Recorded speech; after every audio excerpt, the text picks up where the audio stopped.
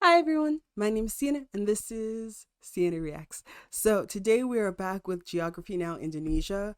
The wildest thing is I honestly thought I had already filmed a reaction to this, and then someone reminded me like, no, you haven't, so film it. So today we are back with Geography Now Indonesia.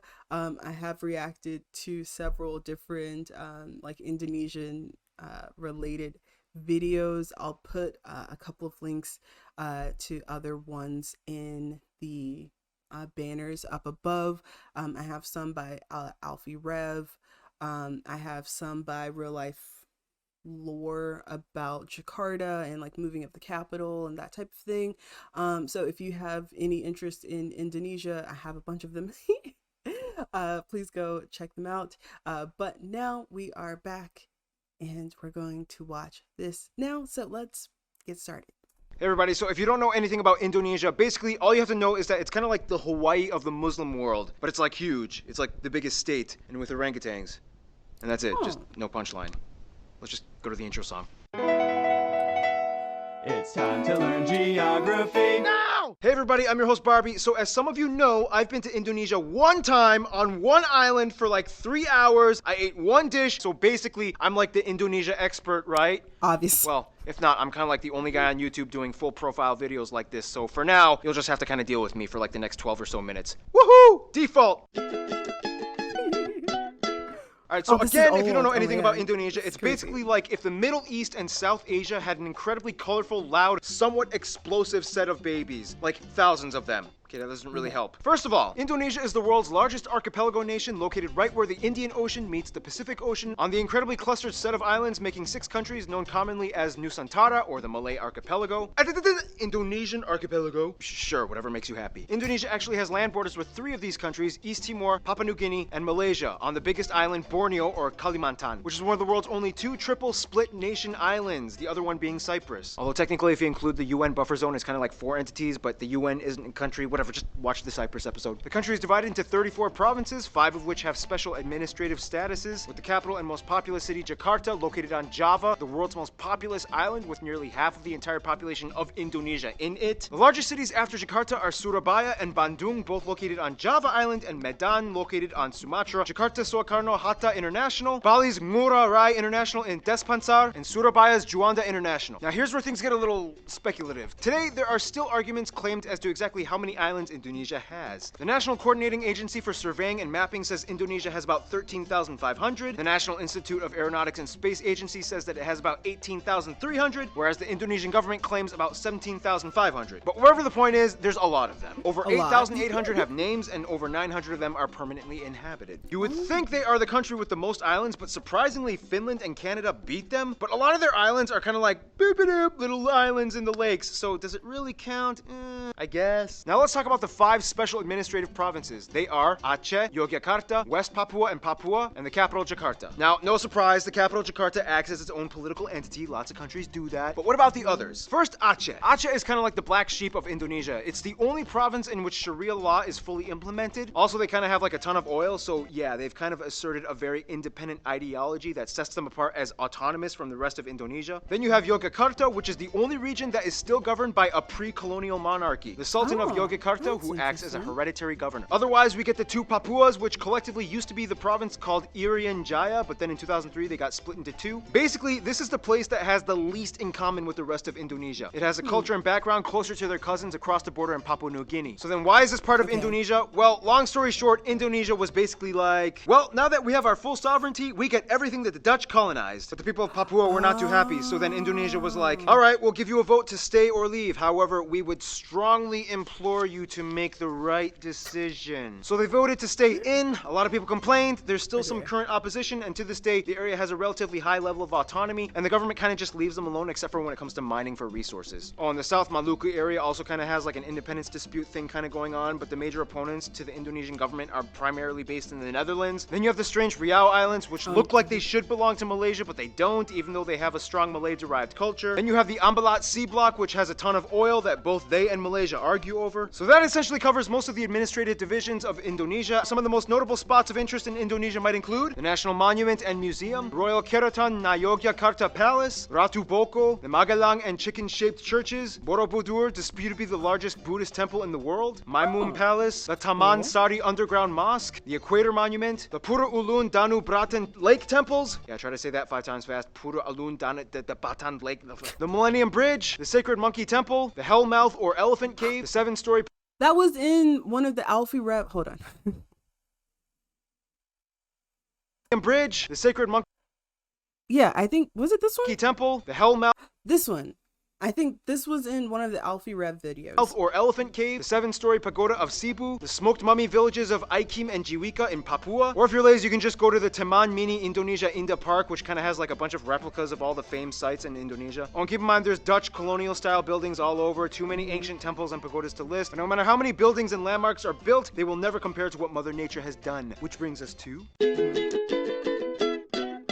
Indonesia's land is like that one ex we all had back in our 20s that we trusted a stupid friend to hook us up with. Super attractive, but almost killed you a few times. Indonesia lies on what is labeled as the prehistoric continental shelf known as Sundaland, which during the Ice Age times pretty much connected all of the islands together before the Wallace Line until the ice melted and filled in the gaps. Now this is where things get incredibly messed up. Not only is Indonesia right in the worst part of the Ring of Fire, but the country is basically smashed between 3 converging major continental plates. The Eurasian, the Pacific, and the Australian plates, with dozens of minor plates and rifts like the Sunda, Timor, Banda, Molucca, and so on. This in return gives Indonesia over 400 volcanoes, disputably more than any in the world, with over 150 active ones, making it the most volcanically active country in the world as well. This means on a daily basis, Indonesia experiences on average about 4 earthquakes a day, ranging anywhere between the small, timid 3 to a noticeable 6 on the Richter scale. And you never know where or when they will happen.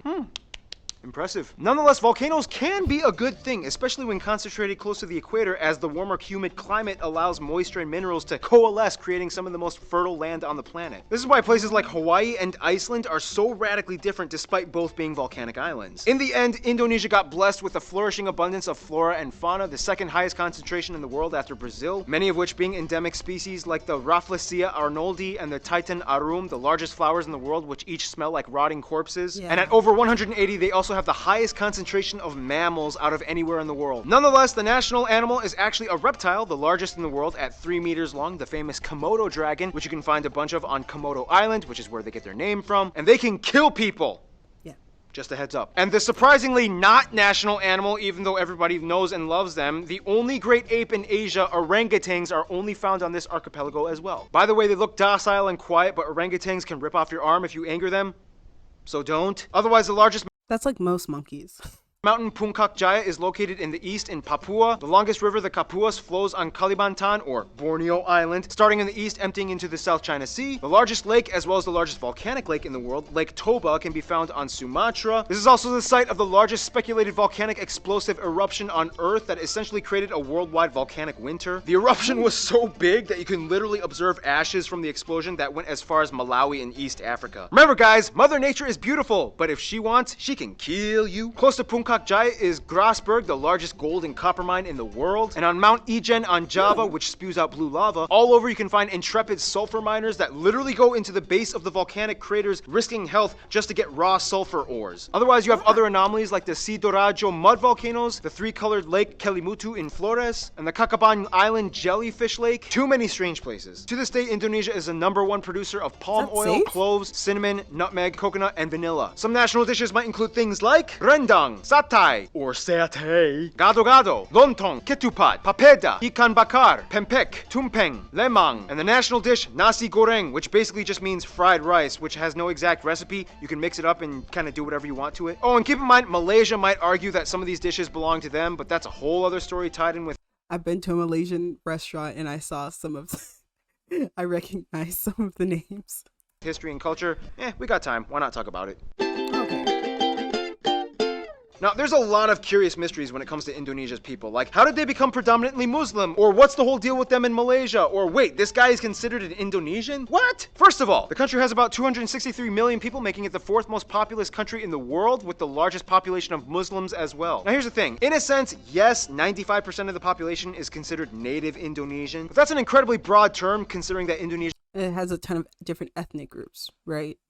has about 300 different ethno-linguistic groups split up across all the island regions of the country. If you look at a map with the actual ethnic group breakdown, it kind of looks something like this. Nonetheless, the two largest parent ethnic groups are the Javanese that make up about 40%, the Sundanese that make up about 15%. Otherwise, the rest of the population is primarily made up of smaller groups and tribes that have only around 2 to 3% each, like the Batak, the Sulawesi, the Balinese, Minangkabau, Betawi, Papuan, Dayak, and so on. Finally, about 5% are non-indigenous Indonesians like Chinese, Arabs, Indians, and even a few Europeans. They also use the Indonesian rupiah as their currency, they use the Type-C plug outlet, and they drive on the left side of the road. And here's where things get a little confusing. Culture and language. The one thing that kind of unites all Indonesians is that they share the national language Bahasa Indonesia, which means the Indonesian language. However, Bahasa Indonesia is actually kind of like a lingua franca to many of the people, as Indonesia is the world's largest trilingual country. In addition to Bahasa Indonesia, most people speak their own mother tongue as well as English. Yep, English. They caught on quick when they realized it was the money language. The funny thing is, even though the Javanese make up the largest people group, the Javanese language is not an official language. Technically, it could have been, but then that would have favored one people group over all the others, which would have caused tension, so they kind of had to choose like a neutral default. Plus, Javanese is like really hard to learn, and the original writing system, although very beautiful, is incredibly difficult to write. Nonetheless, at nearly 100 million speakers, this makes Javanese the largest non-official minority language in the world. And that's why the Bahasa Indonesia language is so strange. It's not even technically indigenous to Indonesia, but more Malay-derived. To this day, people who speak Bahasa Indonesia can understand somewhere around 60 to 70% of what their neighbors are saying in Malaysia. The biggest difference, though, would be the loan words, as Indonesia took quite a bit of influence from the Dutch back in colonial times. For example, kantor versus kantor, doctor versus dokter, mantel, mantel, oma, opa, wortel, wortel. Speaking of the Dutch, quick history lesson. Hindu kingdoms, Buddhist kingdoms, Islamic kingdoms. The Portuguese come in quickly, but then the Dutch flock in. Japan comes in for a couple of years and decimates a huge chunk of the population. Independence, Republic, the Suharto years. Controversial incidents and fights with ethnic Chinese, Timorese, and Papuan peoples. Suharto falls, Reformation period begins, and here we are today. In Indonesia, all citizens are required to register under one of 6 recognized religion categories: Islam, Protestant, Catholic, Hindu, Buddhist, and Confucianism. If you don't identify with Why does it just say shui? Shui is like water. Why is that the symbol for Confucianism? I'm confused. Anyway, but is there not the option not to register as belonging to like one religion? either, then sorry. Prior to Islam entering around the 13th century, Indonesia was actually primarily Hindu and Buddhist. It's disputed on how exactly Indonesia became prevalently Muslim. Some people will say that it's because of the Arab traders that came by in the early first millennium. Others will say that maybe it had to do with the Malacca Sultanate conquest that fought against the Hindu and Buddhist kingdoms. And the truth is, both might be right. Inevitably, Bali became like the last sort of haven for whatever Hindus were left. The eastern Nusa Tenggara region and the Papuas remained predominantly Christian as the Dutch and Portuguese shared the gospel. Islamic culture in Indonesia is a little different from what it looks like in the Middle East. For one, most mosques don't have the typical dome structure, and actually many of them resemble Hindu temples, like the Demak Great Mosque. When a family member dies, their relatives might often come together and pray for a whole week, and then again on the 40th day, and then on the year anniversary, and then on the 500th day, and so on. Also, the night before Eid al-Fitr, the youth might gather and go around neighborhoods reciting the takbir. Those are some things you don't really typically find in the Middle East. Clothing modesty customs are pretty loose. Not all Muslim women wear hijabs, however the ones that do might also complement it with Western clothing, like branded t-shirts with skin-tight sleeves and jeans. When I was in Indonesia, I saw a hijab-wearing woman with short sleeves and capri pants exposing her calves. I was like, can they do that? Now, in terms of culture, again, it depends on where you are, and many indigenous peoples still follow ancient traditions. Everything from the Minangkabau candle dance to the gamelan players of Yogyakarta, Wayang Javanese shadow puppetry, Balinese festivals, Sumatran pencaksilat martial art tournaments, Kenya motif paintings of the Kalimantan tribes, the deadly Pasola game played by Sumba peoples, Karbeng cow racing on Madura Island, the strange burial traditions of the Toraja people, and everywhere you can find those pointy longhouses. Otherwise, some notable people of Indonesian descent might include people like the first president Sukarno, Gada Maja, R.A. Kartini, B.J. Habibie, Iko Uwais, Yayan Nuruhian, Sesep Arif Rahman, Agnes Monica, Iwan Fals, Anggun, Megawati Sukarno Putri, the Hartono brothers, and YouTubers Brian Emanuel and Raditya Dika. Now, it's so hard to cover Indonesia's culture because there's so many different people groups, each with their own cultures. It's insanely colorful and rich. I wish we could cover more, but we gotta move on to some diplomatics, shall we? Okay, so Indonesia is basically like the kingpin of Southeast Asia with the largest population and economy, as well as being a member of the G20. Therefore, they know how to manage relations. First of all, But there's like a I forget what it's called, but like the A ASEAN ASEAN or something, like it's like a political group of the Southeast Asian countries, and I think the headquarters is in Jakarta, the rest of the Muslim nations in the Middle East right? generally get along with Indonesia as they see them as kind of like their strange Asian cousins. Indonesians make up the largest group of pilgrims for the Hajj in Mecca. However, there has been some controversy with Saudi Arabia in regards to migrant worker abuse and death sentences. Since then, Indonesia dramatically decreased its expat programs. The US, the Netherlands, and Australia are kind of like their biggest non-Asian supporters. In addition to trade and business, the US played a huge role in Indonesia's independence, and they worked closely during Cold War times. The Netherlands still holds close ties to Indonesia despite post-colonial bitterness, plus tons of Indonesians live in the Netherlands. To this day, they have the second largest population of Indonesians outside of Indonesia after Malaysia at nearly 2 million. Australia gives some of the most aid to Indonesia, especially after catastrophe incidents, and even though there are some controversies involving immigration and attacks on Australians abroad, they still share close ties generally. Now, Indonesia and Malaysia are kind of like the Colombia and Venezuela of Southeast Asia. They're like the twins separated at birth and have a strange love-hate relationship. Malays accuse Indonesians of stealing their culture and language. Indonesians accuse them of not being grateful for all their help during war times, but when they actually meet up as people, it's like they're totally brothers. Nonetheless, most Indonesians I talk to have said Japan is probably their best friend, which is funny because Japan I know a lot of Indonesian Japanese people, like literally. kind of really messed things up during World War II. Nonetheless, they've moved on, and today Japan makes up the largest export partner. Tourists flock in year-round, and the two have been building each other up for over half a century. In conclusion, Indonesia's people are very much like their islands, numerous with lush, colorful, strange diversity. Sometimes a cyclone, earthquake, or volcano of controversy erupts, but at the end of the day, they still flourish together as one. Stay tuned, Iran is coming up next. Okay, that was interesting. The older ones are much shorter, like the newer ones are like 30 to 40 minutes, but this was super cool. I still can't believe I did not watch it. That's confusing. I do have a question though. In the newer ones they have like a segment on like pop culture. So I was adjusting my glasses and having my contacts. But if you're watching and you're Indonesian, can you give me some recommendations on music? Because I know like I watched X Factor Indonesia, so I know the contestants from there, but I guess I don't know much about like other